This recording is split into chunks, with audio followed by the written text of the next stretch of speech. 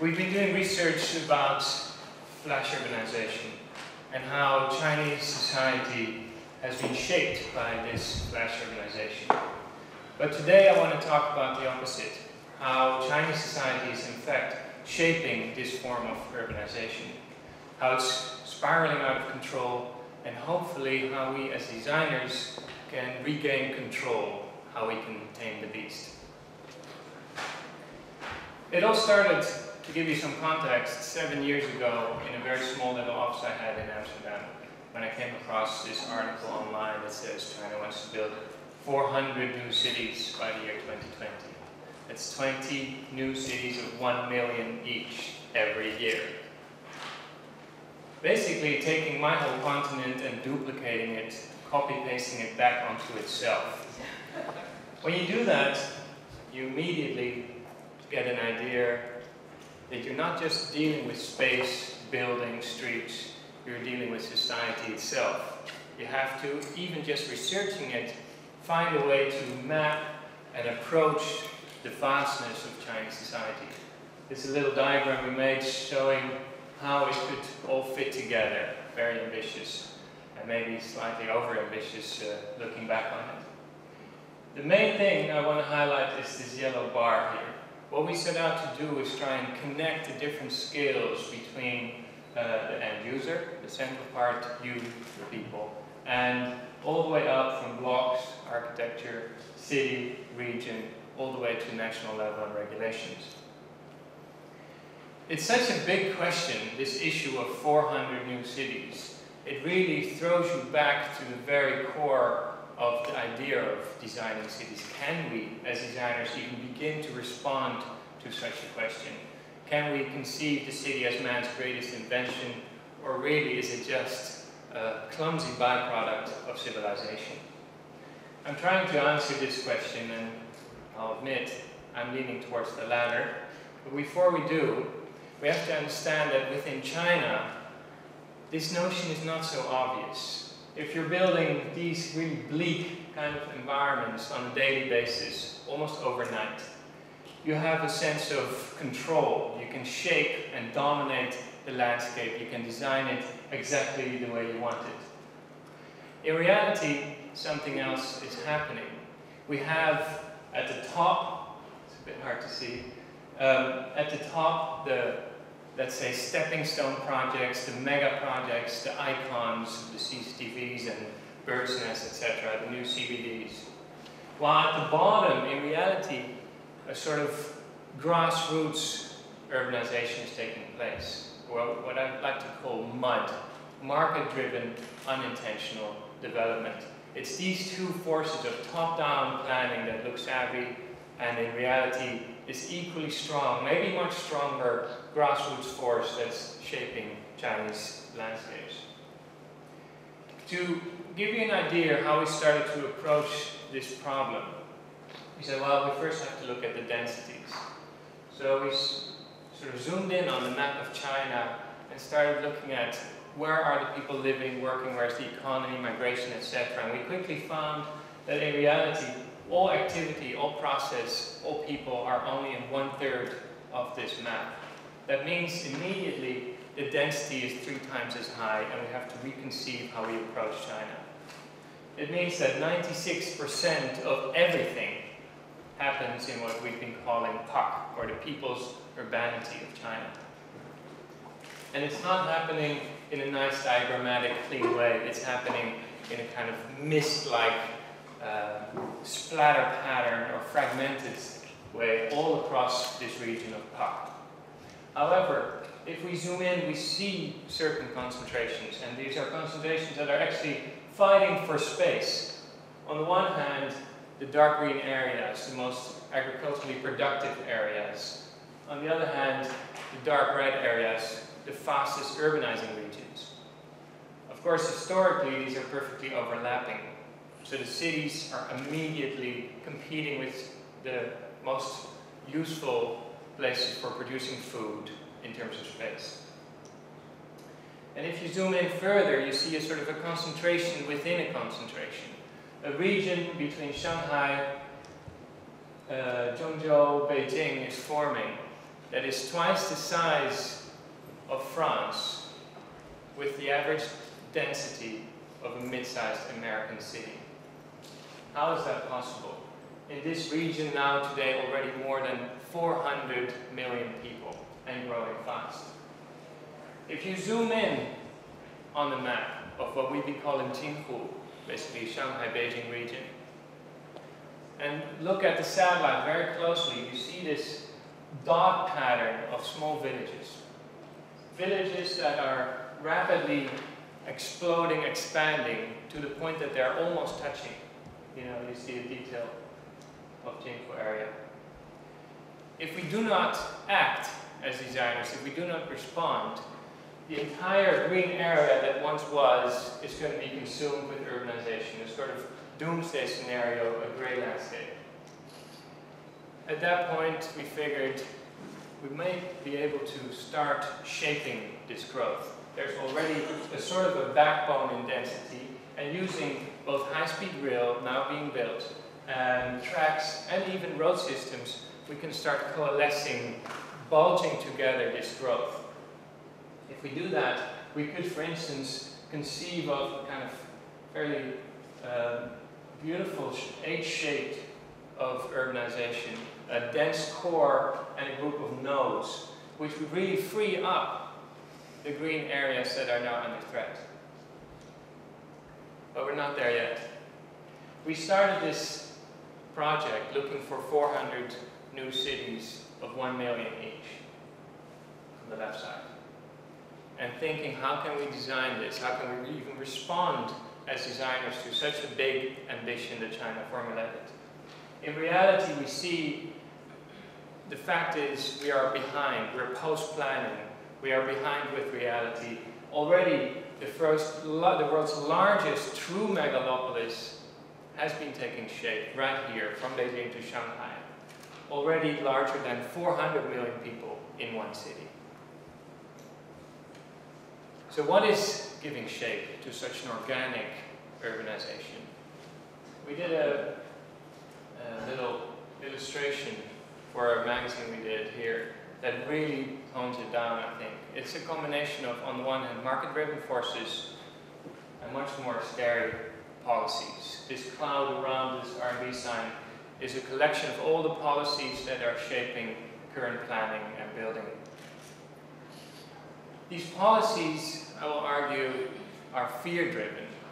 They're not policies based on solid research and rationale. They're based on the fact that everybody still believes there is a massive migration from the countryside to the cities on the coast, where in reality it's multi-directional. People are moving in every direction at the same time, very often in a sort of rollover pattern, moving back to the village again. And secondly, this blue cloud of small settlements is where the real growth is. We are scared as planners of very big cities. Chinese policymakers are very scared. We see in large numbers every day at the train station the migrants arriving. In reality, the absolute growth is in these small-sized cities. These cities have the least efficient urban footprint. If these are growing, we have a detrimental situation in terms of efficiency, environment, etc. So policies are pushing growth away from efficiency, big cities, compact cities, to very, very fragmented urban growth. And the cities themselves, the actual products we see, are only formed, designed, defined by two groups of people instead of four. Basically, government officials and developers, very often the same person swapping roles easily. This means that the two people that should be involved, designers, researchers on one hand, and us, the end user, the citizens, on the other hand, are cut out of the loop and are not partaking in the process. The result is a sort of checkmate real estate, where you slice the map up in quarters, give it off to developers, they retreat immediately, develop it as quickly as possible, build it, and then see what happens. Oh my God, it's completely unrelated, or it's exactly identical to my neighbor, etc. So we did a little project asking people online what they want their future to be. You know, if you really want to incorporate end users, it's in your gift bags. You want to have an idea what the new citizens of the future want from their cities. Have a read. It's rather astonishing. Chinese citizens want everything at the same time. So the challenges for us as designers is humongous. Being critical, however, is very, very difficult. Very often it looks beautiful. This in Chongqing. Quite spectacular. Even dense. As an environmentalist, I can't complain. Dense enough. However, they are slick cities, meaning they fail to operate on a citywide level. They become environments that are isolated, that are socially segregated, monofunctional. If you zoom out from these insular islands, these blobs, which seem to be perfectly designed all the way to the doorknob level, if you zoom out, what is macro-planned becomes sort of macro-organic. They glue together into another mud-like organic shape. But there's hope. We've developed this simple notion that you can still start to steer density, control it, shape it, as long as you know what it wants. Follow its logic. And the game really is to create very dense environments. This diagram shows Atlanta versus Hong Kong, the most energy efficient versus least efficient place, directly related to its density. So we should create high density at every level in China, not just the big cities, but all the way to the villages. Case in Beijing would be quite easy. At least it was easy. This is Beijing, the dotted line, we're now 2005. We would simply expand onwards to 2020 to absorb all the people we need. That's the density curve up there. Very neat, clean, steep. What we're planning, unfortunately, are these blobs and bits and pieces way out, all the way to the suburbs, really thinning the density curve, really pushing people to the suburbs. And that is even not in touch with reality today. This map is what we made ourselves in 2005, showing the reality already built based on satellite images. It's a vastly scattered, basically exploded Beijing, with the majority of people living way out in the suburbs. So far even that if you build the world's most ambitious track-based system, light rail and such, for 2050, if you would build it today, this is on the same scale, it would by no means be enough to serve all those people living in the suburbs. While it's fragmenting on the outside, it's being sliced up and cut up by big roads on the inside. This is a map of only residential right down to the center, and all the white parts are non-residential, are infrastructure, etc. The city is falling apart. There's so much infrastructure, in fact, that if you would pack it all together, all the tarmac of the ring roads alone, and you would stick it on the center of the old city, it's larger than the Beijing historic area beyond the second ring road. We made a little art project out of that, building a model of the Forbidden City and the 6 ring roads, 2 to 6, at the same scale, and wrapping it around the Forbidden City like that. This is under construction. This has working. You see the cars zooming around, and you should immediately understand that Beijing is suffocating itself by building more and more of these rings. So instead, we aim to put people in the areas that are already built, already accessible with public transportation. We don't need to add anything. The way that would be possible is if we would create an entirely new transportation system. In this case, we made a sort of a hybrid between a flat escalator, a people mover, and a high-speed maglev train, a new system, draped all around the 4th ring, right on top, hoovering over the highway of the 4th ring, taking no space, but really serving this new pericenter we want to create around Beijing. There's a park on top, shops inside, and you can get on and off anywhere along this ring. It's moving continuously, it's accessible at any point. At that stage, we zoom in onto the map, really still hopeful that we can make a change we can tame the beast. Creating these big buildings that are effectively cities within the city. This is what we've been calling the Beijing Boom Tower along the third ring. Slide through it.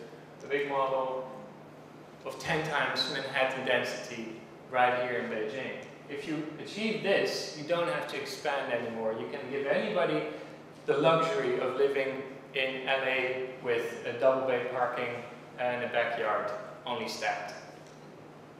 That's roughly what it looks like. The result at that point, and we were getting a little bit self-satisfied, is we don't have to build any new cities. New cities are problematic. When you build one, they start sprawling, hopeless, non-efficient. Instead, we say we can contain all growth for the whole of China within the existing cities. Great. Book done, research done. Started making some art installations that explain this story and trying to convince people of what is necessary. This is an installation for the Shenzhen Biennial showing what should have been happening to create this density, to create this luxurious living environment. This is another installation for the World Expo where he said, well, if you want to do buildings and the Expo, which is all about, you know, making diagrams and teaching people about cities, why don't we make the whole building into a giant diagram where each mountain represents a city in Beijing. The width is the size of the city, the height is the speed of its growth. You can go inside and see the show, etc., etc. We did another one of an entirely floating city. If the whole plan doesn't work, we need to have an escape. We jet, get ourselves onto a ship, start floating away. At that point, things got difficult. We landed our first real assignment. Okay, you know so much about cities, start building them. Here's an assignment for a new art district, the competitor of 798 in the east of Beijing. We tried. Small scale, still fine. Getting larger, the CBD in Tianjin has to be the first green CBD in China. If you zoom out in Tianjin, you see also the world's most polluted environment. And at the heart should be a green CBD. Pretty impossible, but we tried. Make it integrated, make it stacked, etc. All the things we thought were essential to making a green city. Until we hit the regulations. The sad truth is that today in China, you cannot build a green city if you follow building and planning regulations. All planning regulations basically prevent you from achieving any real sustainability. That's a problem. Now I want to end on a high note. Quickly, the final project we just did for Taoifian. A city from scratch. Went against everything we believed in. We shouldn't build new cities, but this is realpolitik. They come to us, we want to make some money now after 7 years of being a small non-government institute. We landed this job and we said, okay, if we need to build a new city, we need to find a trick and move beyond this problem of one, not being able to follow regulations, and two, not being able to build these instant cities that are also instantly outdated when you realize them. We need to find a way to incorporate evolution within urban planning. This is Taoifian, and what we've done is invite 10 teams, 5 Dutch and 5 Chinese, to work in relay. So we gave the file to the first team, they do a proposal for an urban expansion. When they're done, we pass the file along to the next team and they build right on top of the first team, etc., all the way along to the future, to 2040. So in a very short time, we sort of simulate this organic emergence of this new green city. As it were, introducing the natural, inherent organic logic that slow cities like Amsterdam, Berlin have and gained over such a long time, recreating it in the computer. And then, when you have that simulation, we can start again and start tweaking the rules, saying, okay, these things have to change because we know now in 2040 that's not going to work, it's not going to pan out. this is what it looks like. We made this 46-meter long video panorama where you can see the 10 teams explaining their ideas, why it has to be like this in order to achieve sustainability. Not just technically, because the green technology is updated so quickly, but for the end user. What is it like to live in a green city of the future?